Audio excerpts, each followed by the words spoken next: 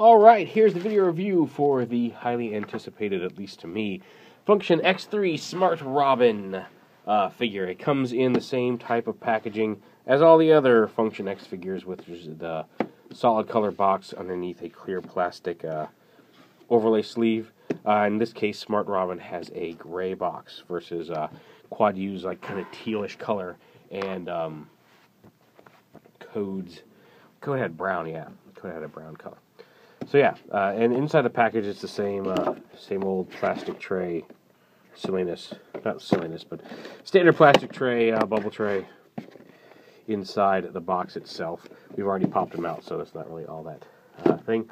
You get the same little folded up comic, actually not a comic, but just the instruction sheet, with a teaser for Mind Wipe, the next figure in the line. But let's focus on what's really important, and that is Smart Robin himself. Here he is. Very nice figure. Lots of fun. I'm going to do his transformation both ways, I think, because it's so neat. I saw it at TFCon when he was like kind of that translucent white resin proto type at TFCon, and I was shown how it transformed, and it blew my mind then. And having it in hand, it's even crazier. Like Weird Wolf Quadruple U looked has a pretty neat transformation as well. They just keep everything, and I mentioned on Twitter earlier today, every single one of these that comes out just really ups the wow factor from the previous one. Because Code came out, and Code's a lot of fun. Code's really neat and a lot of fun. And then Quad U came out, and he's more fun, and with a few more neat twists. And here we have now Smart Robin, which is an anagram of the letters in Brainstorm. So is it anagram? Is that the word I'm looking for? If you take out the letters in Smart Robin, you rearrange it to make Brainstorm. So yeah, here he is. He doesn't have the faceplate. I was told at TFCon that he should have a removable faceplate. Clearly that didn't happen for whatever reason.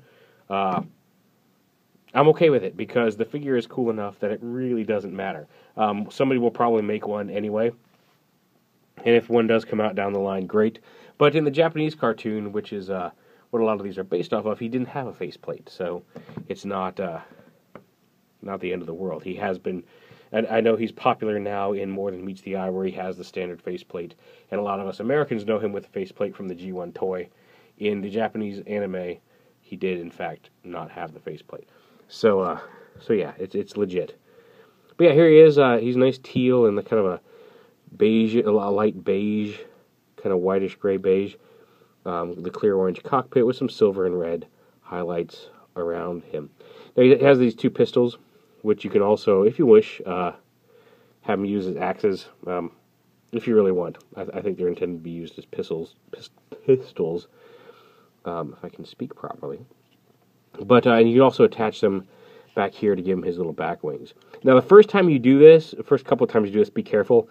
You have to kind of wiggle them in, and you don't want to risk snapping anything on this, but you just plug them in right here to these little slots on the side until they'll sit pretty much flush. Now you do want to have them, when you plug them in, you do want to have them with the red bit facing the back, because of transformation. We'll see that in a minute. But you can, if you don't care to have them have weapons, and I'm okay with Brainstorm not having weapons. He's supposed to be kind of the smart scientist dude. I don't know why it's not going all the way in, but we can give him the kind of wings there on his back and have him be more or less weaponless. So there he is, looking like that. And he's, like I said, very G1-esque, very cool. His head pops off, just like all the others. And just like Mind Wipe, you want to lift this piece up first before you bring the legs down and transform his head into a little robot buddy. You could say this is his Transtector. You can call him Arcana if you really wish. But a neat little posable robot, just like the others. He's got the no elbow joints to speak of, but he does have shoulder joints as well as the hip and knee joints, and they are individual legs. So yeah, I really like the colors on this guy.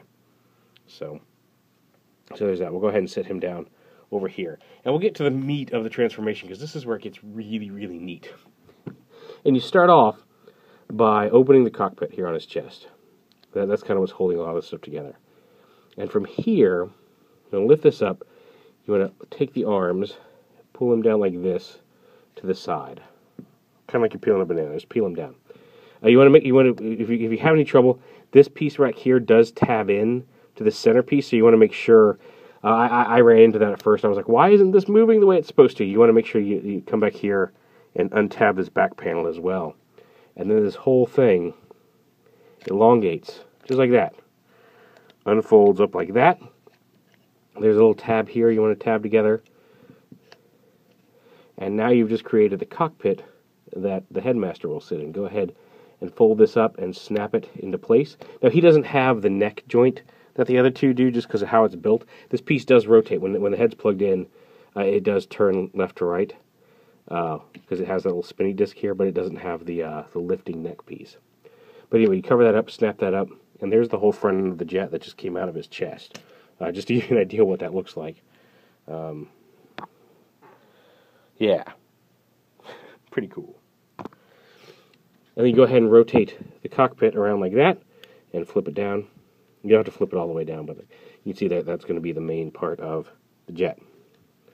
Now the shoulders, you want to bring these forward, just this upper piece down, rotate it down on the shoulder so it covers that vent.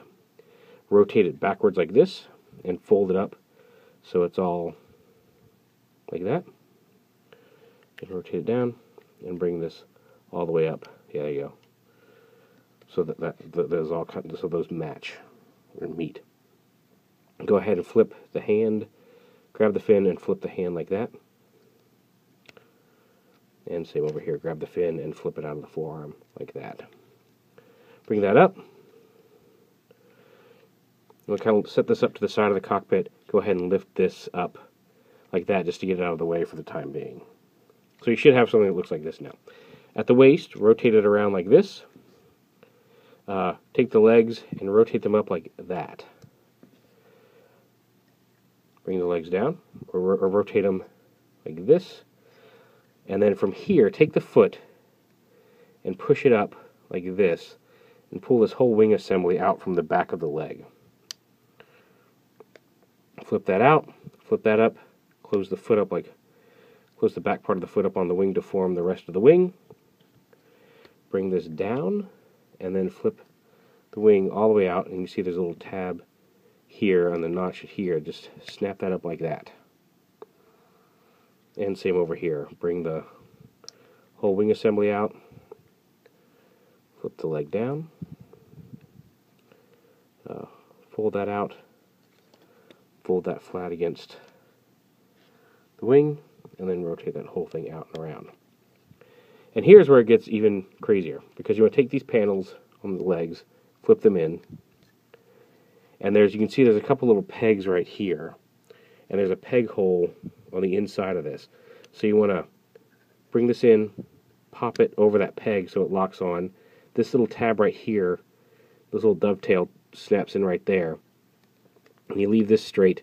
There's you can see there's a little clip up here that clips into this part on the arm, just like this. And do that on both sides. Bring it up, tab it in, tab that dovetail in, as well as clip it up here. And you take the arms right here. Now there is a peg right here under the fist. That's going to peg in right here, and then the fist goes into this little open area right here. So just fold this down, and make sure that tab goes in, and same over here as well. The fin's down, and there is Brainstorm in his jet mode, which is really, really pretty cool. And then you come under here, there's a landing gear in the back and a landing gear in the front, so you can set him down as a spaceship.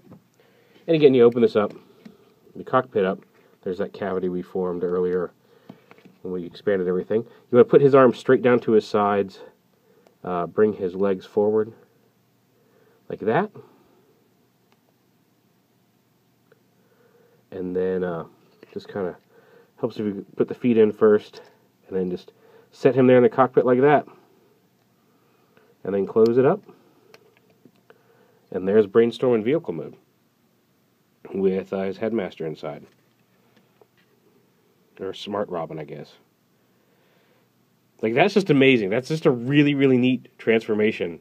And I think it's really cool, like the way that they work it. Just every transformation on these things gets crazier and crazier. And if you've been looking at the pictures of Mind Wipe on TFW, you can see on his legs where he's got the cross for the the two halves of the coffin that his headmaster rides in. Like, there's some crazy awesome stuff coming in this line, and I'm really looking forward to seeing it later. And like I said, it's a much sleeker jet. It looks much more like his G1. It's not exact, but it looks much more like his G1 vehicle mode than the Toy World version does. And like I said, the Toy World version just looks puffy and bloated. And some people like it, and if you do, that's great. It does have the faceplate, so I guess it's got that. But this is just so much neater overall. And I'm not dissing Toy World in general, because I just did the Hegemon review, and I really do like that figure. I like their Orion. I like some of the stuff that Toy World's doing. I'm just not a big fan of their headmasters. But yeah, here's Smart Robin in vehicle mode, and it's just a really nice, sleek-looking fighter jet. Cybertronian space fighter, however you want to look at it. Excuse me. And like I said, we'll go ahead and transform him back to robot mode real quick and do some size comparisons. So go ahead and pop him up, go ahead and flip his legs down, turn him back into head mode, flip his little visor down, arms forward. Alright, there's his head, and we'll set that off to the side. Lift this up, we can go ahead and turn that around. For the time being, pop the arms out, just like that. Pop the legs, and again, the legs, I find if you just kind of grab them and fold them like this, like toward that'll pop the tab and the dovetail out, as well as this clip. I don't use too much force, but it should just pop right off, and you don't have to worry about whether you're going to snap anything. Fold these panels up, bring the legs down, out like that, rotate them down. We're doing them in a slightly different order, but just for ease of getting them back to robot-esque mode. Flip this down, flip the foot down, fold the whole piece around as you fold it back up into the leg there. So you can see how that stores there in the back of the leg. You can fold it down. Once you get it all the way around like this, flip the foot down, flip it over, fold it up, and into the body. Rotate it around to the waist, just like that. And then up here, bring the arms down, flip these panels up, rotate them around, and flip the hand up, fin up into the back of the arm. And again over here, flip the arm, rotate it around, and fold this panel up. Just like that. So the arms, and once that's done, again, go ahead and flip this piece down, fold the make sure the landing gear is folded up, and pull this whole thing out to the side. And you just kind of want to push the centerpiece down to the middle. Make sure that all collapses up. Fold this down. Make sure, again, push this down and make sure to tab this piece into the back. There you see there's a little peg hole right where that screw is. There's a peg right here. That pegs into that. Collapse it down, and that holds all that together. Fold it down. Fold the arms up. Close the cockpit. The cockpit locks everything together, so now his shoulders don't come loose. And once that's done, take his head and plug it in. Turns left and right. And there you have Smart Robin back in his very awesome and very posable robot mode. He's got, like, his shoulders really aren't as bad as they seem. They don't go all the way out to the sides, but he's got plenty of range of motion in his shoulders. They're on ball joints. He has a bicep swivel, elbow hinge. He does not have swivel wrists. The wrists are a separate piece. Be careful of that. Don't try to twist the wrist. They're just attached there. Again, his head moves left and right, but it doesn't go up. You can kind of get a little bit of that motion, but he doesn't have that articulated joint like the other two do. He's got the waist swivel. Again, you got the guns on the back. He's got a thigh swivel just below the hip, hinge knee, and he does have on the front, he does have a ball joint there, so you can angle his feet for extreme wide poses. So yeah, just to give you an idea. And quick size comparisons. Here he is with his fellow Lost Light buddy and fellow headmaster from Old School G1. Here he is with Code, aka Chrome Dome, and you can see he's just a little bit taller than Code at the head. Not much, but just a little bit taller. And then here's both of them with one of their enemies. Here they is with Quadruple U or Weird Wolf. So yeah, there's the three. I don't have Virus here, but there's the three main Function X headmasters from FansProject that are out so far. Smart Robin, again, they just keep getting better. Smart Robin is the best of the bunch. That doesn't mean that Code's bad. I still love Code, but he is the weakest of the three, I think. It goes Code, Quadruple U, Smart Robin, I think, in order of preference for me from worst to best. But again, that's not dissing Code. That's just saying, of these three, he's the lowest on the totem pole. But they're all lots of fun. It's a great little line. I'm looking forward to what's coming out next. A lot of people should be getting there soon. Keep your eyes on your mailboxes. They're in stock at TFS and at TF Source and BBTS. So if you've ordered them and you're waiting on it, check your mailboxes, check your tracking numbers. He should be on the way to you. Definitely worth it. If you haven't picked him up, if you haven't picked up any of this line, pick up Smart Robin and check him out. He's really awesome. Or if you only collect Decepticons, check out Quadruple U because he's good too. I think they're all great, but yeah, I definitely think he's the best of the bunch so far. So there it is, FansProject, Smart Robin.